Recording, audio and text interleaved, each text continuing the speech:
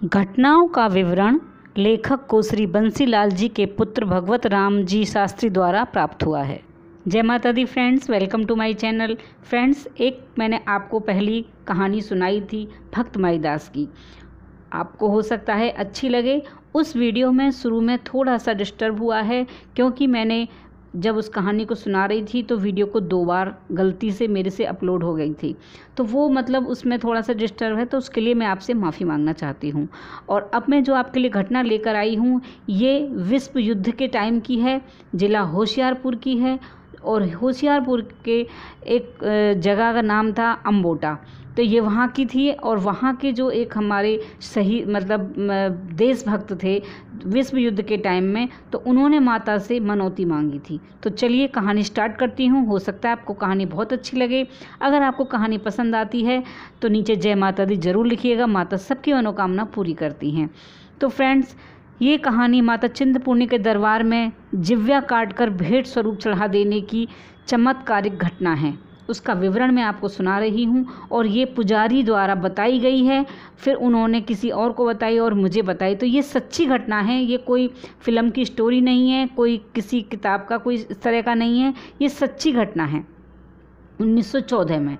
तो चलिए मैं बताती हूँ, वहाँ के पुजारी द्वारा बताई गई है। तो कहानी इस प्रकार है कि सन 1914 में विश्वव्यापी युद्ध के समय श्री संध्या दास जी निवासी अम्बोटा जिला होशियारपुर के थे। उन्होंने मनौती मांगी थी, माता से सुखना मांगी थी कि हे माँ, अगर मैं युद्ध में सही सलामत सकुशल अपने घर लौट कर आया तो अपनी जीभ काट कर आपको समर्पित कर दूंगा। तो अपनी जिव्या को माता को समर्पित करने के लिए उन्होंने माता से मनौती मांगी थी कि अगर मैं ठीक ठाक आ गया, मैं युद्ध में वहाँ शहीद नहीं हुआ, हम युद्ध जीत गए, उन्होंने माता से अपनी मनौती मांगी थी। तो माता की कृपा से वह सकुशल वापस आ गए। युद्ध हुआ, लड़ाई हुई, बॉर्डर पर थे, युद्ध चल रहा था 1914 में, और वो वहाँ से युद्ध को जीत कर और अपने घर ठीक ठाक वापस आ गए। अब क्योंकि उन्होंने माता चिंतपूर्णी के दरबार में माता से मनौती मांगी थी, तो उन्होंने वहाँ से सीधे अपने घर से वो माता के दरबार पहुँचे। और उन्होंने क्योंकि माता से मनौती मांगी थी, अपने देशभक्त थे, मातृ भक्त थे, तो उन्होंने माता को अपनी कटार से जीभ काट कर चढ़ा दी। अब होशियारपुर के थे, पंजाबी थे, तो वहाँ लोग अपना कटार रखते हैं अपने पास में, तो उन्होंने अपनी कटार से अपनी जीभ को काटा और माता को समर्पित कर दिया। अपनी जीभ को काटते ही वो बेहोश होकर गिर गए। और पुजारी जी ने देखा कि वो बेहोश हो गए, वहाँ गिर गए। उन्होंने इस तरह का काम किया है, शोर हो गया, हल्ला हो गया, उनको हॉस्पिटल ले जाया गया। और वहाँ मंदिर में हवन पूजा अखंड कीर्तन प्रारंभ हो गया। लोग कीर्तन करने लगे, हवन करने लगे, और वहाँ माता के जय जयकार होने लगे। सारी बहुत भीड़ इकट्ठे होने लगी, सब माता के जयकार लगाने लगे, भजन करने लगे। देखिए, अपनी अपनी भक्ति होती है, कोई हवन करके, कोई पूजा करके, कोई नृत्य करके माता के आगे माता को मनाता है, और कोई भजन गा करके। हरिदास जी ने भी माता को भजन गाकर ही कान्हा जी को, हमारे बांके बिहारी को भजन गाकर ही मीरा जी ने पा लिया था। तो वहाँ सब ये सब चलने लगा, कीर्तन होने लगा, खंड और हवन पूजा होने लगी, और उधर डॉक्टरों ने उनका इलाज शुरू कर दिया। 24 घंटे में ही उनकी जीभ जुड़ गई, ठीक हो गई, और वह माता की महिमा गाने लगे। यानी कि वो हॉस्पिटल से मंदिर आए और वहाँ पूरी पूजा को संपन्न कराया, और वो माता की महिमा गाने लगे, और वो सकुशल अपने घर अम्बोटा पहुँच गए। तो इस तरह की घटना का विवरण जो हमें बताया, हमने जहाँ से सुना है, जहाँ से मुझ तक पहुँचा है। मैंने आपको बताया था कि मैं बहुत सारी आध्यात्मिक पुस्तकें पढ़ रही हूँ, तो मैं वो ज्ञान आप तक शेयर करती हूँ, आप तक पहुँचाना चाहती हूँ। जिन लोगों को नहीं पता, जो माता के भक्त हैं, वो विश्वास रखें, घबराएं नहीं कि हम माता की इतनी पूजा करते हैं और हमारे साथ ही बुरा क्यों होता है। माता तो परीक्षा लेती है अपने भक्तों का। जैसे हम पढ़ते हैं तो पेपर देते हैं, एग्ज़ाम देते हैं, जो पढ़ेगा नहीं तो वो एग्ज़ाम कहाँ से देगा।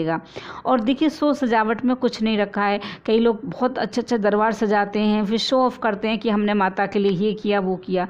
माता तो प्रेम की और भाव की भूखी है, वो कुछ नहीं मांगती, वो सिर्फ प्रेम मांगती है, वो प्यार मांगती है। माँ तो कहती है तुम सफाई से सच्चाई से मेरी भक्ति करो, तुम मेरे बच्चे हो। माँ ये नहीं कहती कि तुम दिखावा करो, पाखंड करो, नहीं, माँ ऐसा नहीं करती। आपके पास कुछ नहीं है, एक फूल है, आप माता को फूल चढ़ा दो। आपके पास बड़े बड़े हवन नहीं कर सकते हो, आप कपूर और लौंग चढ़ा दो माँ को, माँ उसमें खुश हो जाती है। तो इस तरह की चमत्कारिक घटनाएं मैंने आपको 2 कहानी सुना चुकी हूँ। अब तीसरी कहानी भी आपके पास मैं लाऊंगी। इस तरह से मैं 9 कहानियाँ आपको सुनाऊंगी नवरात्रों के। उसके बाद में फिर कार्तिक मास की पूजा की आपके पास और करवा चौथ की, सब पूरे कार्तिक मास का मैं स्नान करती हूँ तो उसकी सारी कहानियाँ आप तक पहुँचाऊँगी।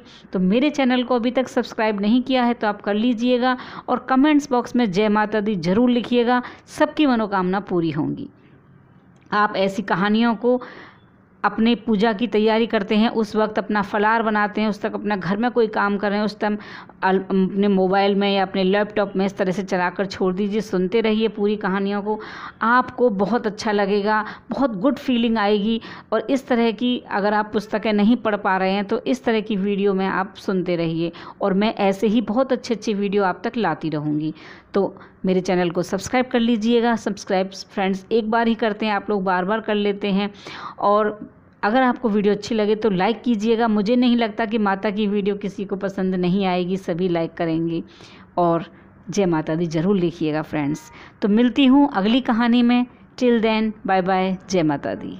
माता रानी आपकी सब मनोकामना पूरी करे, आपके भंडार भरें। जिनके औलाद नहीं है माता उनकी गोद भरे। मैं माता से प्रार्थना करती हूँ कि माँ उनकी गोद भरे। जिन बच्चों की नौकरी नहीं लगी हैं उनको जॉब मिले, सबका कल्याण हो। सब जो बीमार लोग हैं माता उनको ठीक कर दे। ऐसी मैं माता से प्रार्थना करती हूँ। जय माता दी फ्रेंड्स।